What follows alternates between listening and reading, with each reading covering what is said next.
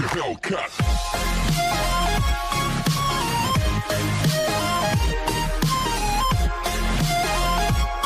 Like a Hellcat.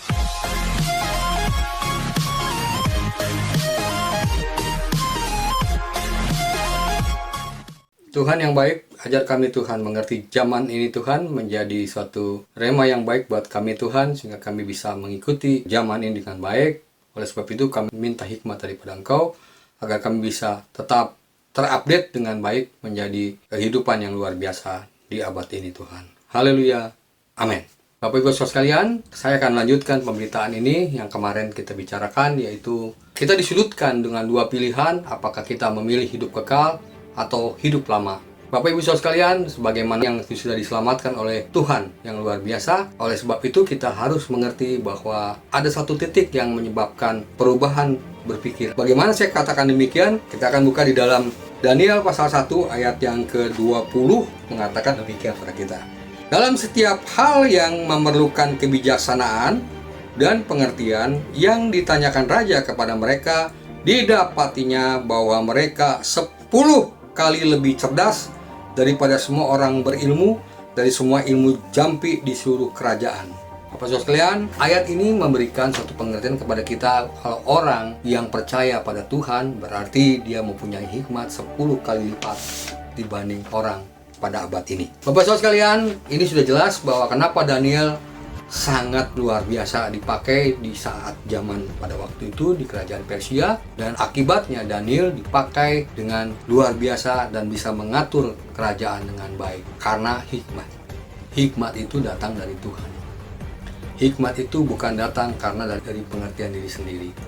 Oleh sebab itu Bapak Saudara sekalian, kita akan belajar hikmat dengan baik, dan hikmat ini benar-benar terjadi. Untuk lebih dalamnya kita akan buka di dalam Amsal pasal yang pertama, ayat pertama sampai 7 mengatakan demikian. Amsal Salomo bin Daud Raja Israel. Untuk mengetahui hikmat dan didikan, untuk mengerti kata-kata yang bermakna. Ketiga, untuk menerima didikan yang menjadikan pandai, serta kebenaran, keadilan, dan kejujuran. Untuk memberikan kecerdasan kepada orang yang tak berpengalaman, dan pengetahuan serta kebijaksanaan kepada orang-orang muda. Baiklah orang bijak mendengar dan menambah ilmu, dan baiklah orang yang berpengertian memperoleh bahan pertimbangan. Ayat 6, mengerti Amsal dari ibarat perkataan dari teka-teki orang bijak. Ayat yang terakhir mengatakan demikian, bahwa semua kebijakan, kepintaran, kepandaian manusia akhirnya berpatokan dan tujuan pada satu titik, yaitu ayat ke-7 mengatakan, takut akan Tuhan adalah permulaan pengetahuan, tetapi orang bodoh menghina hikmat dan didikan. Firman Tuhan ini menjelaskan pada kita bahwa hidup yang luar biasa itu bersama Tuhan melakukan perkara yang besar. Apapun kemampuan manusia, tetap manusia adalah ciptaan Tuhan. Oleh sebab itu Bapak Saudara sekalian, biarlah kita diberikan rasio oleh Tuhan menjadi berkat. Dan Amsal ini mengatakan pada kita bahwa makin banyak pengetahuan itu dasarnya dari Tuhan. Dan kita mau tahu bahwa di abad sekarang, dalam kondisi COVID-19 ini, semua teori-teori yang kemarinnya saya sebut itu sekarang mengalami kehampaan. Contohnya teori Homo Deus hancur oleh karena coronavirus. Artinya tidak jalan dengan baik, dan proyek-proyek itu tidak berjalan dengan luar biasa. Tapi Bapak sekalian, saya mau sebut bahwa apa yang dilakukan orang percaya adalah kita tetap punya hikmat, dan sains itu kita harus pelajari dengan baik, dan sains itu bukan menjadi musuh, tapi sains itu menjadi alat untuk kita mengerti keadaan firman Tuhan yang luar biasa. Sebagaimana Daniel. Saya mau tanya, pada saat itu Daniel juga sains sudah berkembang. Cuman versinya pada waktu itu melawan petenung dan orang-orang yang mengandalkan tidak jelas. Bapak Ibu Saudara sekalian, Daniel mendapat pengetahuan 10 kali lipat. Nah, saya mau masuk ke dalam inti pembicaraan hari ini dengan jelas bahwa di abad ini, Bapak Saudara sekalian, ada tantangan hikmat kita adalah Year 2030. More than 85% of the business will be e-commerce. Tahun 2030, Jack Ma berkata bahwa bisnis atau cara perdagangan akan berubah menjadi 80% melalui bisnis e-commerce. Bapak Saudara sekalian, apa yang kita mesti lakukan dengan posisi seperti ini? Dan kita tahu kita adalah 10 kali lebih pintar daripada orang dunia ini. Bagaimana mengatasinya? Itulah yang kita lihat, apakah Tuhan ada atau tidak. Yang jelas Tuhan ada memberikan hikmat pada kita, dan hikmatnya apa? Yaitu kita pada saat ini hentikan cara berpikir kita bahwa ekonomi akan pulih seperti semula. Yang kedua, hentikan bahwa keadaan akan seperti semula lagi, COVID akan berhenti, dan akan seperti pemulihan kejadian-kejadian dalam sejarah, yaitu ditemukannya vaksin-vaksin. Bapak Saudara sekalian, saya tidak mau bicara vaksin, karena terus-menerus akan kita tidak bisa hidup, karena hikmat kita itu harus di-upgrade lagi, yaitu apa yang kita mesti lakukan di abad sekarang. Berdasarkan ayat-ayat yang tadi, adalah Amsal dan Daniel itu mengatakan dengan jelas kepada kita adalah satu, saya mau sebut bahwa dengan kondisi seperti itu, mari kita memanfaatkan dan mengikuti teknologi dengan baik.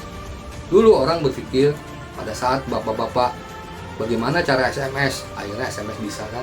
Bagaimana cara WhatsApp? Akhirnya seluruh manusia bisa kan? Dan Bapak Saudara sekalian, yang kedua adalah apa yang kita mesti lakukan, yaitu kita belajar konteks di zaman sekarang. Bagaimana kita belajar konteks di zaman sekarang? Yaitu kita harus memahami dunia teknologi itu dengan baik, belajar teknologi dengan baik, dan tidak ada jawaban tidak untuk menghadapi teknologi seperti ini. Karena bisnis sekarang bukan lagi bisnis offline, tapi bisnis yang online. Dan bagaimana kita harus belajar tentang hukum-hukum online itu. Lama-lama juga pertemuan secara manusia ketemu manusia pun akan berkurang. Nah, itu yang kita mesti lihat konteksnya. Dan bagaimana kita melihat konteks dengan baik. Mungkin kita banyak berdebat tentang Alkitab lah, tentang sains lah, tentang dogma, doktrin, apa semua. Mari kita hentikan pertengkaran di situ. Yang jelas kita bagaimana supaya kita tidak punah, bagaimana kita hidup kekal. Itu yang penting, saudara.